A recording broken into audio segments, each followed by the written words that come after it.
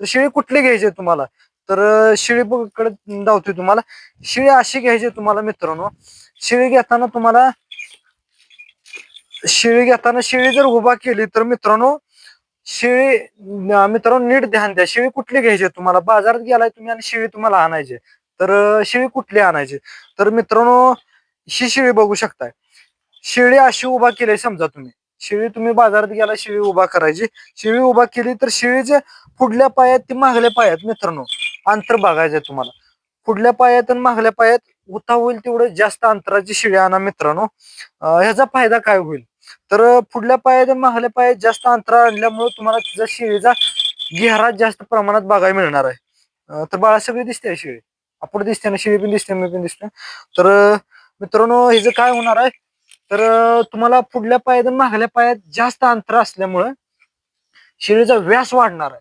जर मित्रांनो शेळीचा जर व्यास वाढला एकूण टोटल, तर तुम्हाला ती शेळीची खाण्याची पॉवर सकट वाढणार. जर शेळीची खाण्याची पॉवर वाढली तर मित्रांनो तुम्हाला कोकरं 2 किंवा 3 नक्की मिळणार आहे ती. त्यामुळे तुम्हाला पुढील पायातील मागील पायात अंतर होता होईल तेवढं जास्त घ्यायचं आहे आणि शेळी खायला पण जास्त मिळणार आहे तुम्हाला, आणि त्यामुळे दुधाची क्षमता पण तिची जास्त मिळणार आहे. 2 नंबर गोष्ट तुम्हाला कुठं बघायचं आहे शेळीमध्ये मित्रांनो? 2 नंबर शेळीचं तुम्ही पुढल्या पायात आणि मागल्या पायात अंतर बघितले. 2 नंबर शेळीची तुम्हाला कंबर बघायची. होता होईल तेवढं मित्रांनो कंबर मोठी जाड असावी. एक कमीत कमी 5 ते 6 इंचाची कंबर असावी. का बरं 5 ते 6 इंचाची मित्रांनो म्हणतोय? जर कंबर जेवढी बारीक असेल, तर जेवढी कंबर बारीक असेल तेवढी ताकद तुम्हाला कमी मिळणार. तर 5-6 इंच नक्की कंबर असावी. जर तुम्ही हिथं चुकी केली मित्रांनो, जर कंबर जर होता होईल तेवढी बारीक जर घेतली, जर कंबर बारीक गेली मित्रांनो, तर नक्की ध्यानात ठेवा त्या कंबरात तुम्हाला ताकद पण कमीच मिळणार आहे. जेवढं कंबर जास्त तेवढी ताकद मित्रांनो त्याला पचवायची जास्त. तर हिथं चुकी करायची नाही. पहिली ताण्याला लांबडी शिळी, 2 नंबर कंबरला मोठी शिळी. तर 3 नंबर मुद्दा मी सांगतो मित्रांनो, 3 नंबर मुद्दा ध्यानात ठेवायचा तुम्हाला, की होता होईल तेवढं छातीच्या आकाराच्या लेवलला, मी काय म्हणतो मित्रांनो तुम्ही ध्यानात घ्या, होता होईल तेवढं छातीच्या आकाराच्या लेवलला पोट हे खाली नसावं. छातीच्या आकाराच्या लेवलला पोट खाली नसू नये. जर तुमचं याचा तोटा काय होणार आहे? जर तुमचं छातीच्या आकाराच्या लेवलला पोट जर खाली असलं तर पोटातली पचवण्याची ताकद नक्की तुम्ही मित्रांनो तिची कमी झालेली असणार आहे. जर पोटाची ताकद जर पचवायची कमी झालेली असेल तर मित्रांनो तुम्हाला गाठलेला आण कधीच तिच्या अंगाला लागणार नाही. पडणारी कोकरं तुम्हाला कधीच मोठी मिळणार नाही. जर पडणारी कोकरं जर कधी मोठी नाही पडली तर तुमचा फायदा मित्रांनो काहीच नाही. हिथं चुकी करायची नाही मित्रांनो. तुमचं होता होईल तेवढं पोटाचा आकार हा छातीच्या लेवललाच असला पाहिजे. कंबरेचा आकार हा मोठाचा असला पाहिजे. ताण्याचा आकार ही लांबडाचा असला पाहिजे. तर शेळी निवडायचे.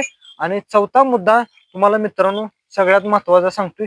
ही तर मी इथपर्यंत मुद्दा सांगितला. 4था मुद्दा, मागल्या पायामध्ये तुम्हाला पायाकडे जायचं हळूच.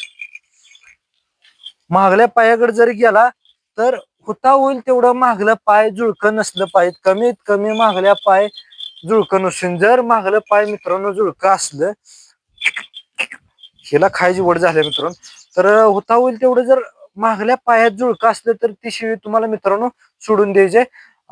तर तशी शेळी निवडाय ना. हे जे पाय बघू शकताय तुम्ही स्टेट लेवलला एक लेवलला पाय आहे. त्यामुळं काय होता होईल तेवढं, आणि शेळी मागल्या बाजूने बारकी नसून, काय काय शेळी मित्रांनो कशी असते ती, की ही तुम्हाला कंबर मोठी मिळणार, छातीचा आकार पण मोठा मिळणार, पॉट पण शेप मध्ये मिळणार, पण मागली बाजू पडती असणार. तर हिथं चुकी करायला नाही मित्रांनो. मागली बाजू होता होईल तेवढी पडती नसून लेवल मध्ये असावी.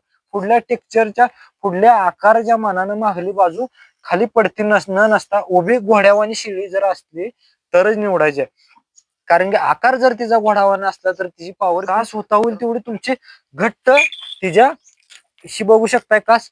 तर कासाचा आकार तिचा होता होईल तेवढं पोटासंगट आणि मागल्या पायाच्या मध्ये घट्ट अशी कास असावी, ना की खाली सुटलेली देठ तिचा खाली सुटलेला असा. जर देठ खाली सुटलेला असेल तर वळकून जायचं आहे की तुम्हाला मित्रांनो तिची येते तर जास्त झालेली आहे ती, नाहीतर तिच्या पोटात पचवण्याची ताकद तर कमी आहे. आणि तुम्हाला पुढला मुद्दा मित्रांनो मी सांगतोय की तुम्हाला सर्व मुद्दे सांगितलेतच. यामध्ये जर चुकला मित्रांनो तर नक्कीच तुम्ही चुकला. तुम्ही नक्कीच पुढे शेळी पालनात सक्सेस होणार नाही. पुढला मुद्दा आहे की तिचे दात बघायचे मित्रांनो. दात करायचे तुम्हाला काय करायचं, दातामध्ये सगळ्यात मोठी गोष्ट मित्रांनो खोड असते शेरडांची, तर ती दातातच लपलेली असते. तर दातात काय करायचंय तुम्हाला, तर मित्रांनो दातात सगळ्यात मोठा मुद्दा ध्यानात ठेवायची गोष्ट म्हणजे दातात तुम्हाला काय करायचंय, दात तुम्ही बाहेर न बघता आतल्या बाजूने कुठल्या, तुम्ही म्हणणार की दात वरनं तुम्ही आ केल्यावर शिळीचं तर दात तुम्हाला पांढरे फेक दिसणार आहे, तर पांढरे फेक न दात दिसता दाताच्या आतल्या बाजूला बाबा तुम्हाला काळा टिपका दिसतोय का, नाहीतर काय काय शेरडांचं कसं होतं मित्रांनो, बाहेरल्या बाजूला एकदम पांढरे फेक दात दिसते ते, आणि आतनं भिरूड लागलेला असतो की काळा टिपका लागलेला असते. कधीच तिच्या एखादी शेरडांची जात अशी असते की तिचं वय कधीच दावून देत नाही ती शिडी. तर तुम्हाला काय करायचं, दाताचा जबडा उघडायचा आहे, आणि दाताचा जबडा उघडला तर त्या शिळीचं दात असं असं न बघता तुम्हाला आतल्या बाजूने बघायचे येतं, की जेणेकरून पिवळा टिपका दाताच्या आतल्या बाजूने असला तर चालतो, काळा टिपका नसून अशी शेरड तुम्हाला बघायचे मित्रांनो. ह्या प्रकारची शिडी असावी तुम्हाला, जेणेकरून दात एकदम कोरखट, कंबर लांब सडक, ताण्यामध्ये अंतर जास्त, मागल्या बाजूला पडलेली नसून शिळी, कासाचा गड्डा होता होईल तेवढा वरच्याला पायामध्ये आणि ह्याच्यामध्ये जाम असावी. आता मित्रांनो शिळी निवडायची तर मी तुम्हाला सांगितली सविस्तरपणे, सर्व माहिती शिळी निवडायची कुठली सांगितली. आता तुम्हाला माझ्याकडे काय शिरड आहे ती धावतोय बाबा, ती शिरड तुम्हाला कधीच निवडायची नाही मित्रांनो. तर तुम्हाला धावतोय ही शिळी माझ्याकडे मित्रांनो आहे. तर शिळी मित्रांनो बघा तुम्ही, तर कुठली शिळी निवडाय नाही मित्रांनो, तर शिळी तुम्हाला पुढल्या पायामध्ये जायचं आहे मित्रांनो.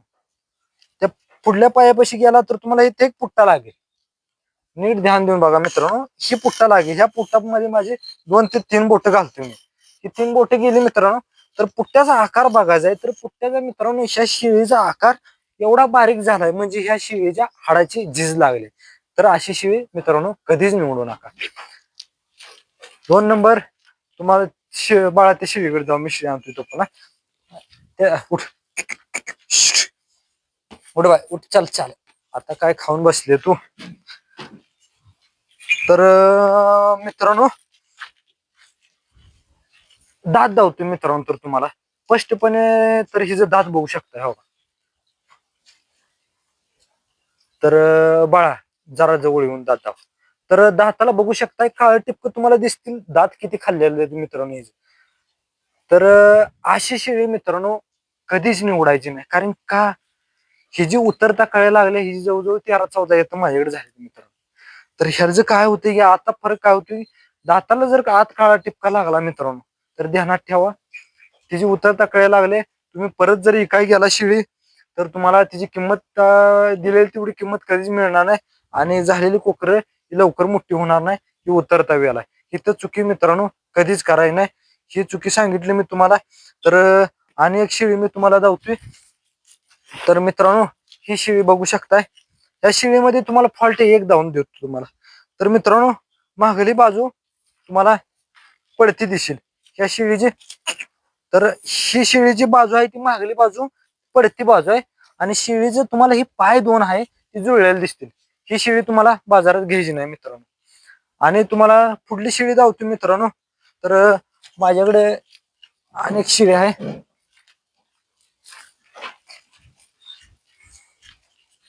तर बघू शकताय शिळीचं पोट मित्रांनो, शिळीचा आकार बघा, शिळी आणि काय गाब नाही मित्रांनो, हे गाब नसली तरी पण ही खाऊन नुसतं पोट हिचं खाली सुटले, एवढे खाली सुटले मित्रांनो.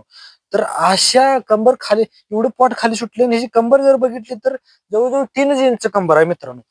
तर ही जी 3 इंचाची कंबर आहे आणि पोट एवढं खाली सुटले, खाते हो म्हणून सारखं डारंगळायचं काम पचत तर काहीच नाही, कारण का कंबर बारीक आहे, पोट एवढं मोठं आहे, मस्त खा वाटते या शेळीला, बका बका खाणार, आणि पचायला मार्ग नाही मित्रांनो, त्यामुळे शरीर घेत नाही, मागच फेकून द्यायची. अशी कधीच मित्रांनो तुम्ही बाजारात गेल्यावर हे करू नका. पैसे गेले तर 4 पैसे जास्त जाऊ द्या, अनुभवी माणसाकडनं किंवा तुमचा अनुभव चांगला असला तर, किंवा तरच शेरड निवडा. जर शेरड निवडायची चुकला मित्रांनो तर तुमचं किती बिन पाण्यावाने पैसा होता आणि तुमच्याकडे किती बिन पैसा असू द्या, तुम्ही सक्सेस होणार नाही.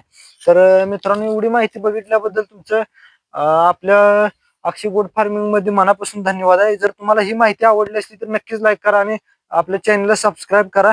जर तुम्हाला आणि कुठली तर माहिती पाहिजे असली तर नक्कीच कमेंट करा. माझ्या कामातून मी देण्याचा नक्कीच प्रयत्न करेन. एवढं बोलून तुमचं सगळ्यांचं मनापासून धन्यवाद.